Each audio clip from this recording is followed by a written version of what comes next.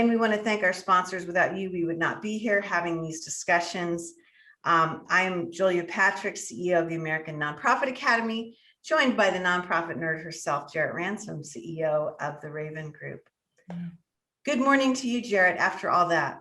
I know. Good morning and good day to all of you. I am excited to have you in the hot seat. You know, every now and then we kind of do rock, paper, scissors, and you and I decide who's going to unzip our brain and just kind of share it all out with the nation or the world. So today I'm really glad to have you share with us your media and publishing background, because there is so much for us to get really from your experience and expertise. Especially, as you said, it is very timely. You have been on the phone recently several times with one of our local publishers.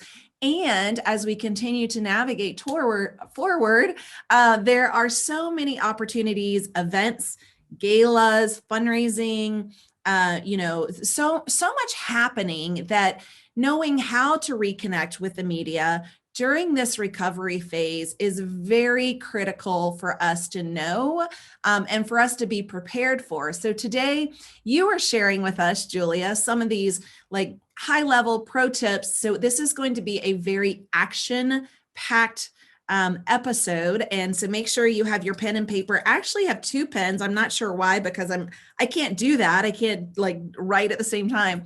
I wish I could.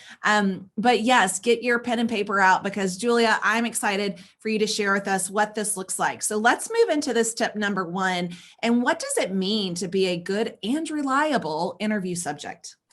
You know, it used to be that when you would be interviewed by print or broadcast media, the interviewer had time to do research, to show up and be prepared, go back to their office afterward and really consume what you had said, what the engagement was, and put it all down into their medium. So if it was print, if it was writing, if it was video for film work. Now we are seeing, and this wasn't just because of the pandemic, but it was cemented during the pandemic. We are seeing media outlets get rid of the interviewer, reporter, so to speak, and they're sending out what we call shooters, which now is an inappropriate word to use. But these are basically cameramen and women who are miking up a subject. Yeah. They're standing back and then they're turning on the camera. And they're just maybe they'll ask a couple of questions. Maybe they'll be looking at their watch, reading where they're supposed to be next. Yeah. Right. And I actually experienced that in the beginning of the pandemic. Remember when I was sharing with you at the beginning, I was serving as an interim ED for an organization that provided personal hygiene to those experiencing homelessness. And so I actually packaged up, and you were super proud of me, but I packaged up the actual box that goes out into our community. I put it with a press release and I physically dropped them off at the news station. So I got some leverage, some traction with that.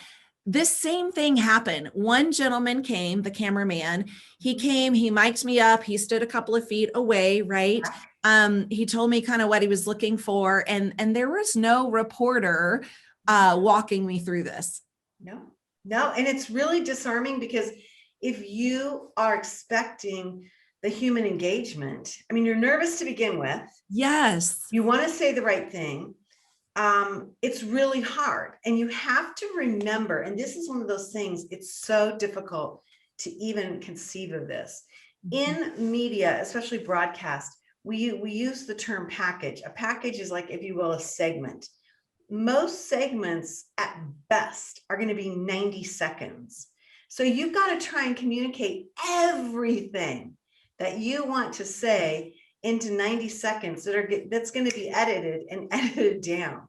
So it's really hard. And if you don't know what's the best angle that the media outlet is attracted to, right, it's brutal. And then if you don't have somebody on the other side of the camera supporting you, encouraging you, asking the right questions, making you look good, okay?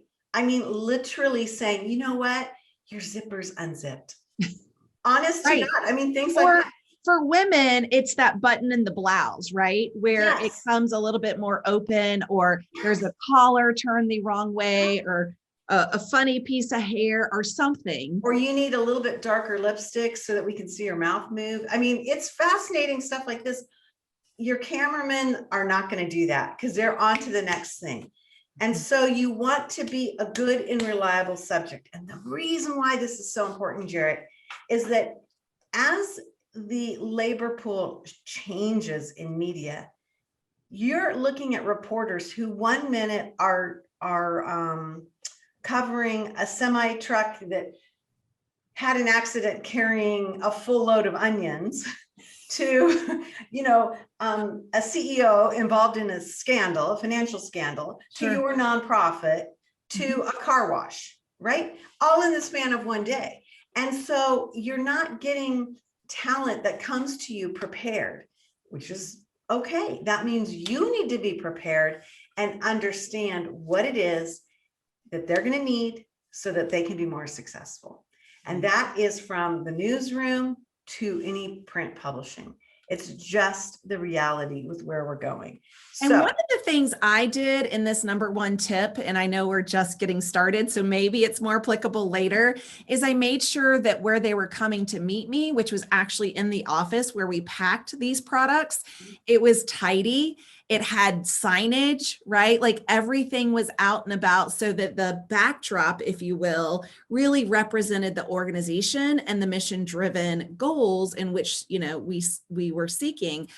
So that was a big thing for me too, was, okay, let's clean up the floor. Let's make sure that, everything looks tidy, even though it really is like the place where we put everything together. So it's not always a tidy place, but it was for that shot. You thought about the shot, and that's part of being a good subject. I mean, for that, think about that. Cameraman shows up and you're like, well, where do you want me to stand? Or where do you think this would be a good shot? That's ridiculous because they don't have time. Remember, they got to get to that truck that just felt, blew Those over. onions, Yeah. Right? So if you can think about what does it look like? And it's that old funny adage where you hold your hand up like this and you kind of pan to determine what is a good shot. You can do that and you can say, okay, this might look good. And if you're not sure, pick 3 places that you think might be good. And then ask that cameraman what they think will be good, because they'll know with lighting and with sound and with texture. But yeah, I appreciate you bringing that up because that is a central theme to being a good interview, and it makes you more successful. And remember, you want that cameraman or that media outlet to say, oh my gosh, that Jarrett Ransom, she was fabulous. Let's get back with her.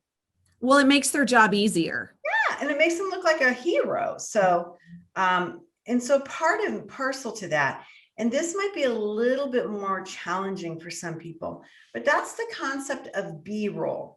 BRoll is background material, background footage. So to give you an example, it might be what we call a slow pan video footage of your campus.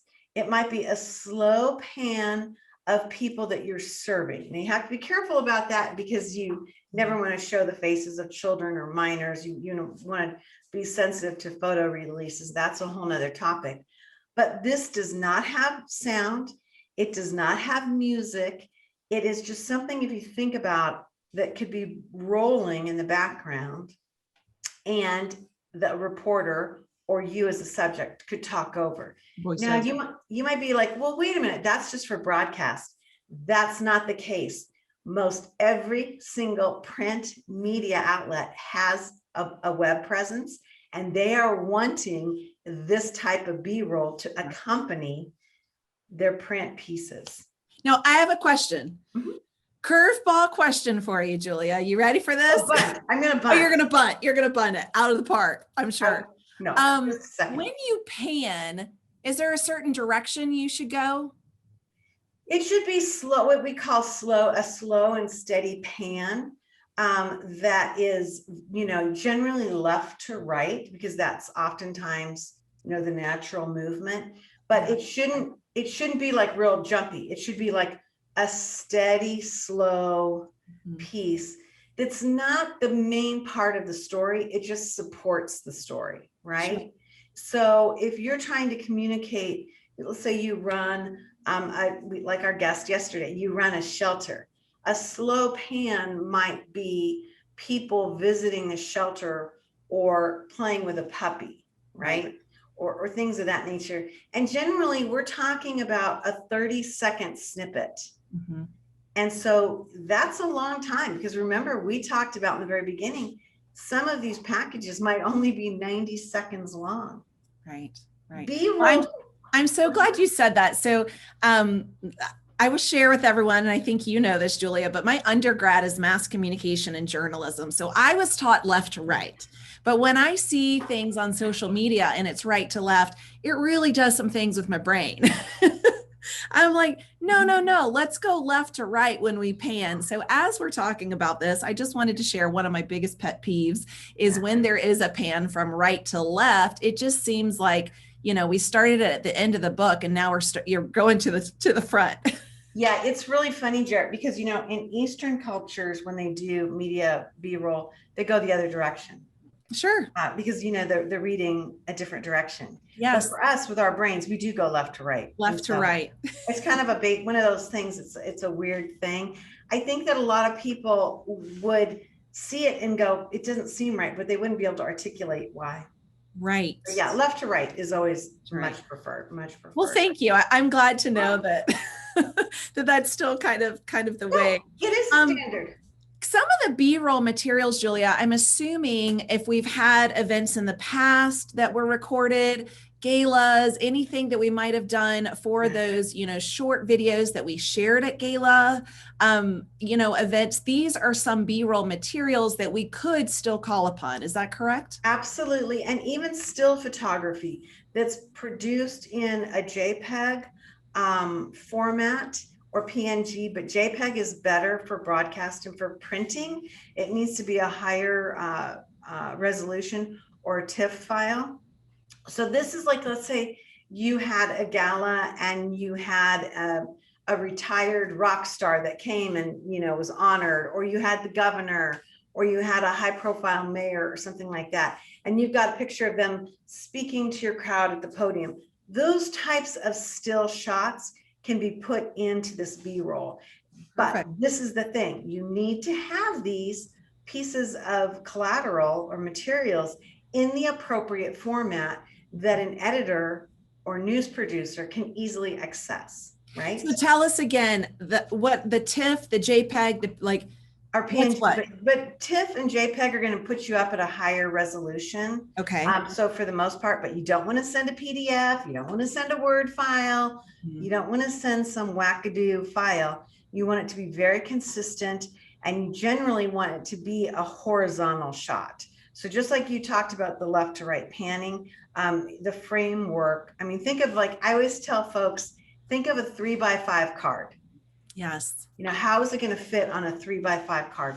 That's kind of the frame dimension for printing, for broadcast, for even web creation, with a little bit of room for cropping. But these B-roll materials, we often talk about being evergreen. And so that means that you don't want to show footage of people in parkas during the summer, because that's just not going to, that's going to seem like old footage. The concept is almost like a trompe l'oeil, a trick of the mind. It looks like it was filmed for that package. Right? Well, you remember during the middle of COVID, it was like, well, if there's no mask on, this was definitely a long time ago. Perfect. Jarrett, that's brilliant. Yeah, because we would see a local campus and we're like, that's not now. Yeah. Or if it is there, that's not good. Right.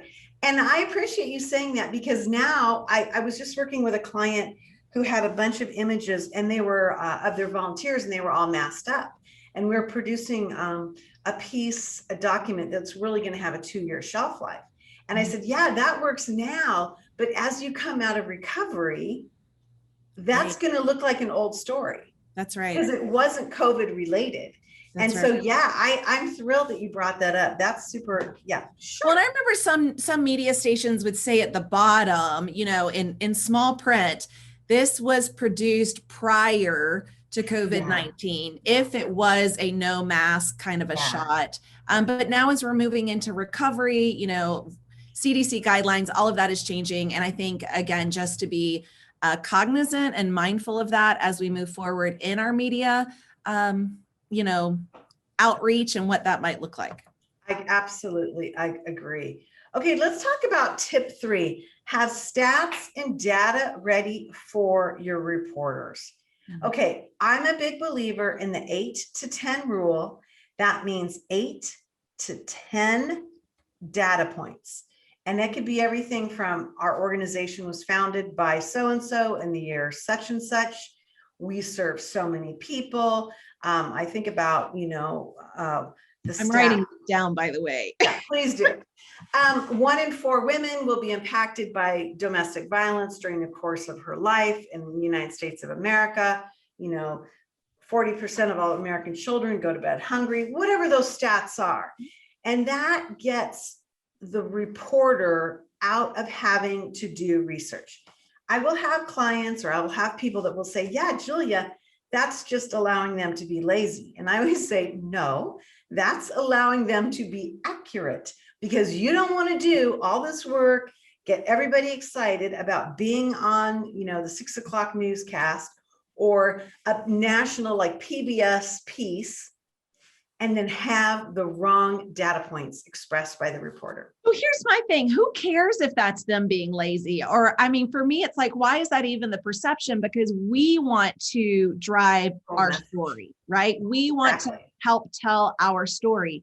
And you've been really, really wonderful. I think in another masterclass, it was about the leadership list and how you should quarterly update your stats and your data. So this is an ever moving kind of, document. Right. And you just go back to the last one you created in that quarter, you share that, because we want to tell our story, not them create the story, which might not be exactly how we want it shared.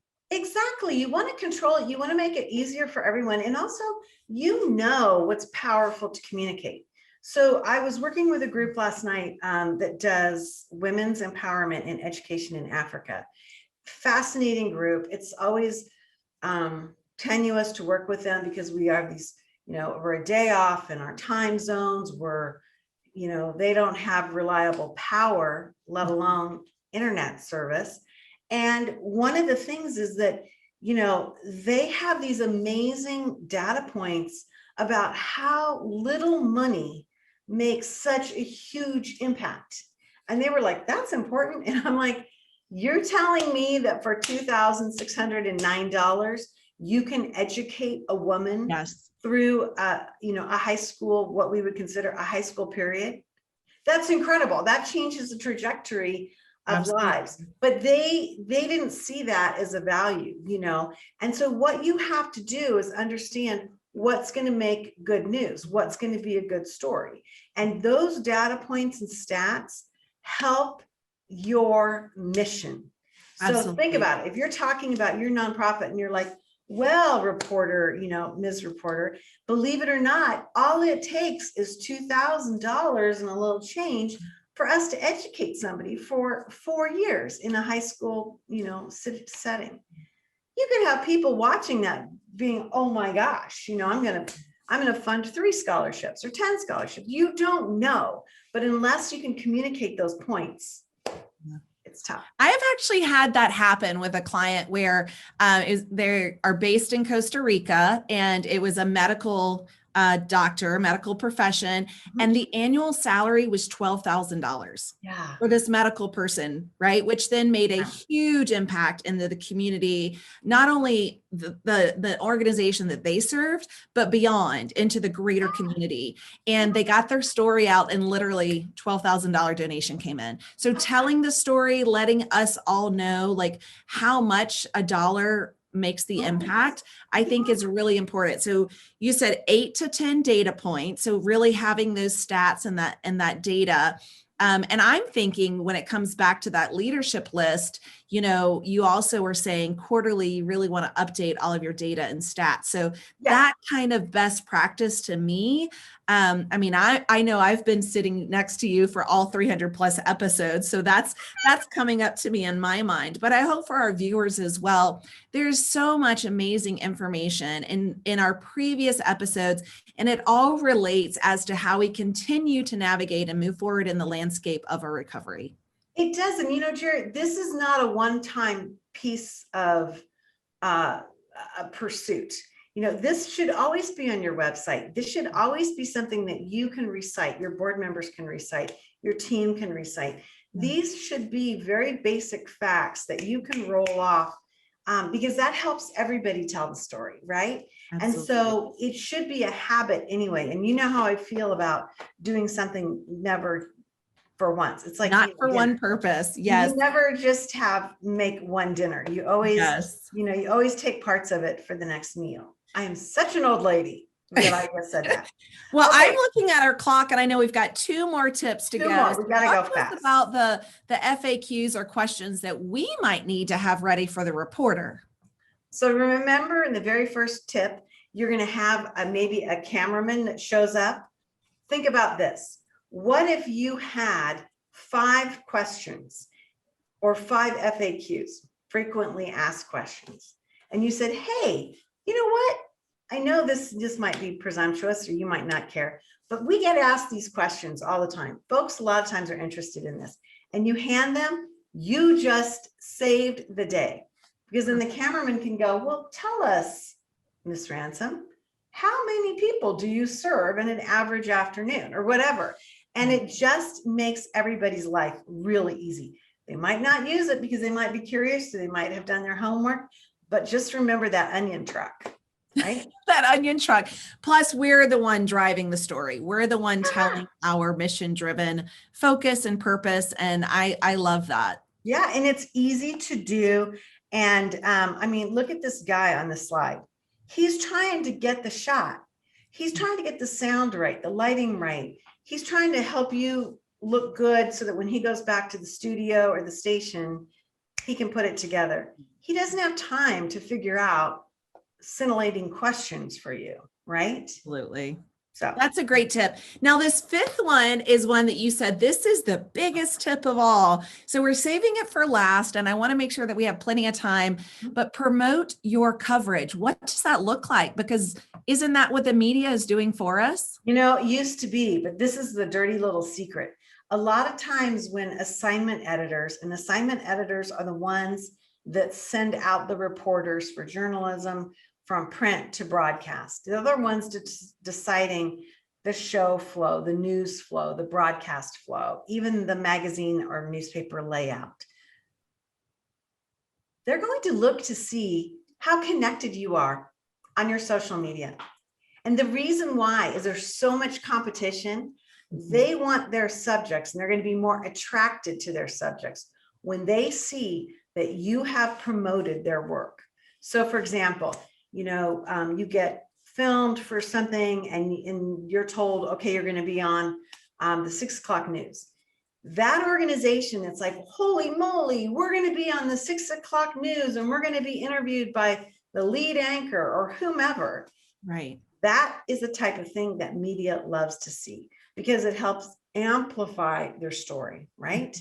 Because remember, media now is competing with social media and Facebook and LinkedIn and Twitter. People are getting their news not just from traditional media sources, right? So I'm guilty of that. I am one of those. I hate hearing that. I know. It's just one of those, one of those areas. It's one of several, but yes, there are often times that I hear it first on social media before I hear it, somewhere Absolutely. else. But I also follow the news stations on social media because they are very active there too. They have to be. They have to They have to do that. News is no longer appointment TV. When America and the world used to tune in at 5 o'clock to hear what Walter Cronkite said, the most trusted man on the planet, as they used to call him. They used to say the most trusted man in America, and then it quickly moved to, the planet. this is the changing face of media. So if you can promote your coverage, that's really important. This is one of my last little tips before we wind up today. That is, if you can get somebody to take a picture of the interview happening, like a behind the scenes. Yes. Like, here's the reporter interviewing me, or here's the photographer filming us or whatever. And then you post that up, that's like gold. Because it's like, oh, I got the insider look at what's going to go on. Super, super important. Well, I think you could come back to another masterclass specifically around the top 5 tips on how to promote your coverage. I think that needs to be our next one, because unfortunately our time is drawing nigh, and here we are. Thanking you so much, Julia, for sharing your years of expertise in the industry and staying on top of the best practice and trends, and how we as a sector can continue to promote everything that we're doing in the community, how we're of service, how people can find us, and really just being there as a connector for our community. So reconnecting your nonprofit to media during this recovery is very important. Thank you for sharing, Julia. I'm always grateful to be here alongside you for this really fun ride. It's been a wonderful journey, and we just continue on. Tomorrow is Friday. I get to say that because I was gone last week and I missed that Friday, but here we are, Friday Eve. We'll be back again tomorrow. Thanks to our presenting sponsors that continue to help us show up each and every day to be of service and to connect with experts and just a variety of leaders and voices around our nation to share and support all of the good work that each and every one of you are doing out into our community. So thank you to our presenting sponsors, and thanks to all of you that tune in either live or on our recording. We are just so grateful.